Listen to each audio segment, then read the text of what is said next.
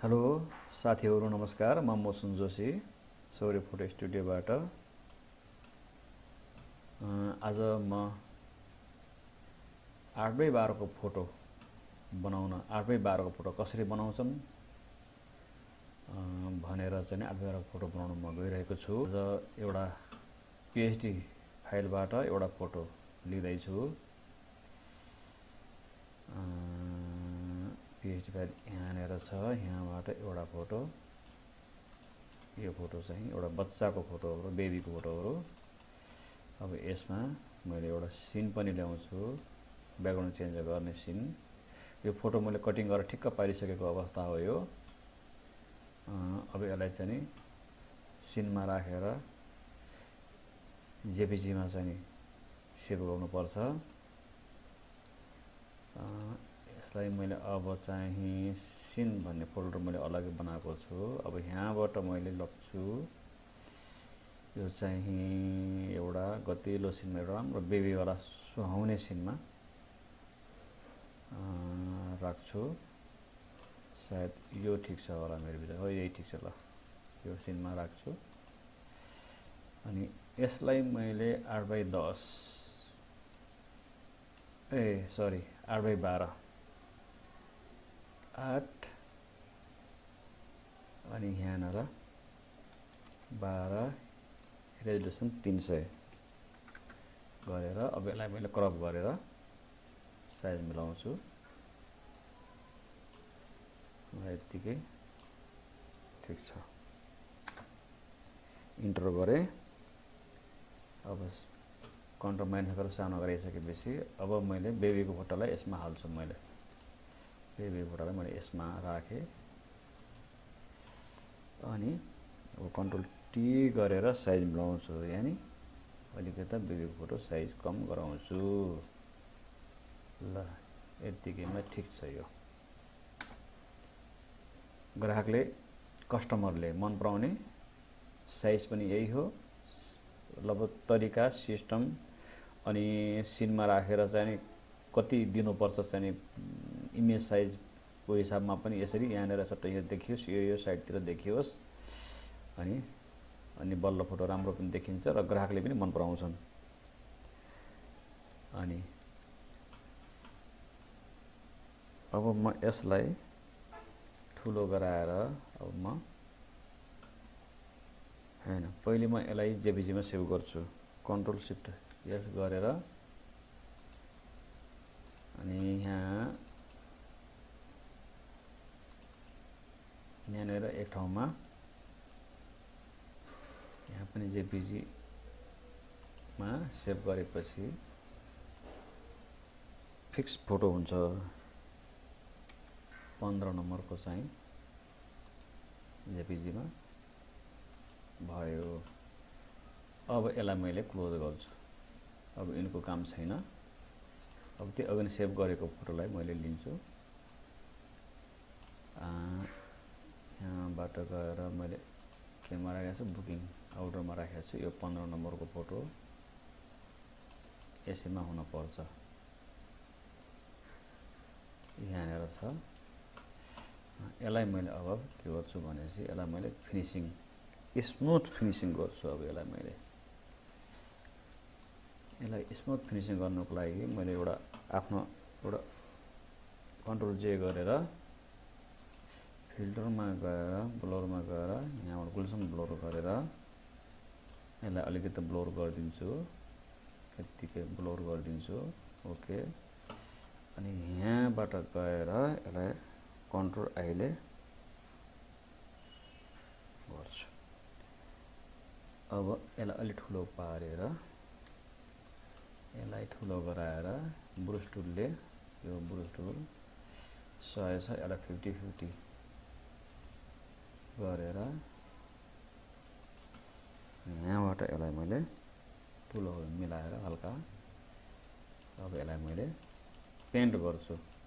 Finishing भन्ने पनि यसलाई पहिला हामीले प्याड गर्थ्यौँ, अर्कै फिनिसिङ हुन्थ्यो। अब यसलाई लतार्ने हो, पेन्ट गर्ने, यसलाई पेन्ट गर्ने, यही कलरले पेन्ट गर्ने हो। यसरी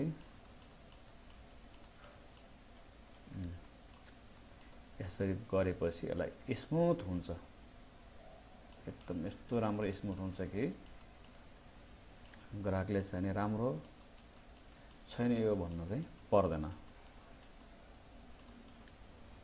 यसरी अलि झुसी झाँसी रङहरू पनि जान्छ। ल यसरी हामीले यसलाई पेन्ट गर्ने हो, ब्रुस लतारे मात्रै पुगिहाल्छ, के गर्न पर्दैन।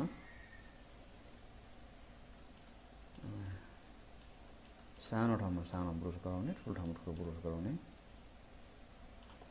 ल हेर्नुहोस्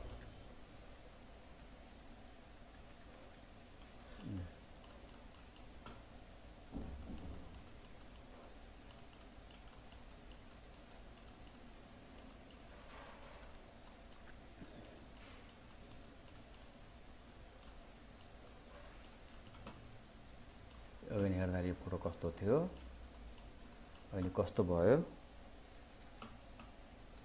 अनि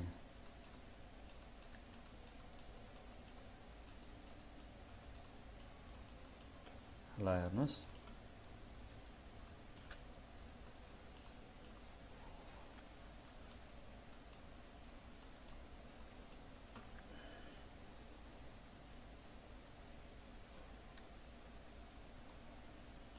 कहाँ के भयो फेरि यो चाहिँ।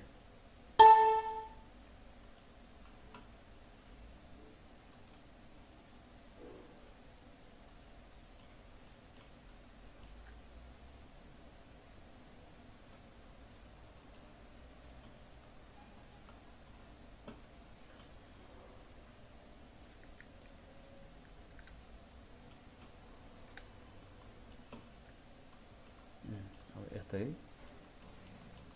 केही गर्न पर्दैन, यो घोर्ने।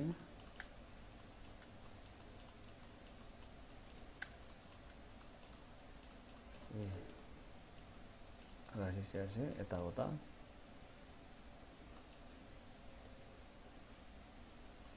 बिचमा यो आएर अब अड्डाउँछ त हौ।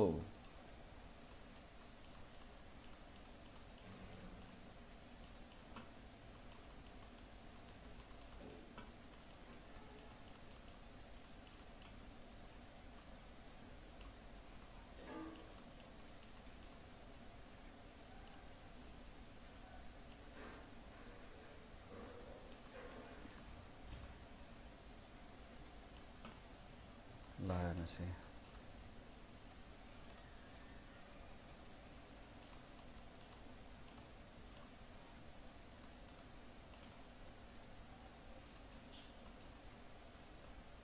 त्यसको त कम आवाज मात्र बढाइदिएँ है मैले।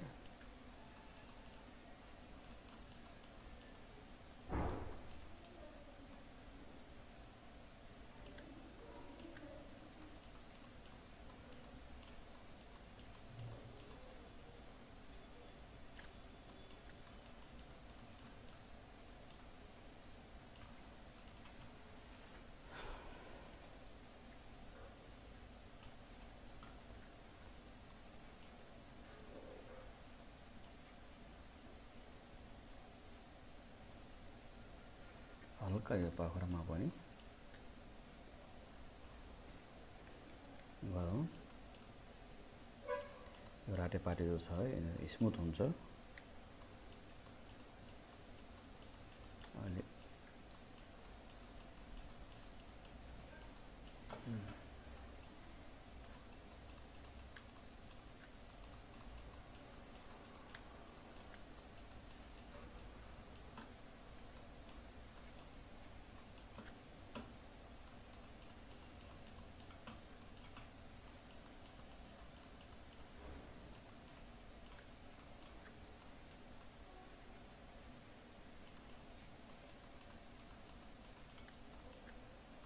यो कत्ला परेका हातहरू सब सफा हुन्छन्।